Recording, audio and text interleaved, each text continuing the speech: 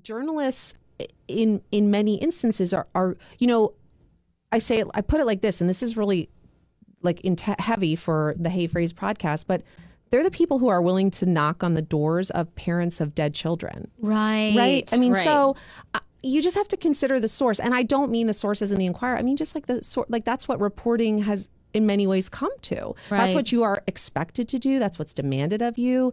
And so it does really, a lot of times, I think the most important thing for journalists to do, and I think that they don't do this, is you can get caught up in the routine of the job and the fact that that's what you're supposed to do, and never step back and ask yourself the question, like, is this right?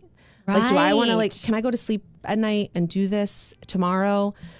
I'm a mom now. I get that stories need to be told. And that's the thing. There's two sides of it. Like, you have to tell the stories that needs to be done. But I mean, if you don't ever stop for a second and just say, like, maybe I'm taking it too far this time, or maybe knocking on the door is one thing, but maybe following them to soccer practice is a step too far. But the next reporter is going to follow them to the soccer practice. And so if I want the story and I want the scoop, then I'm going to have to follow them to the soccer practice. And then I'm going to have to,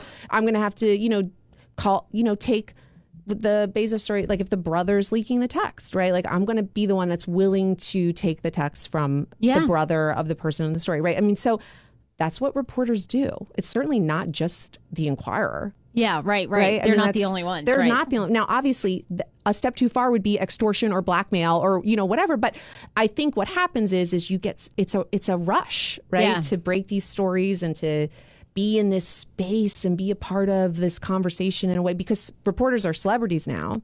Right. And they were not celebrities before.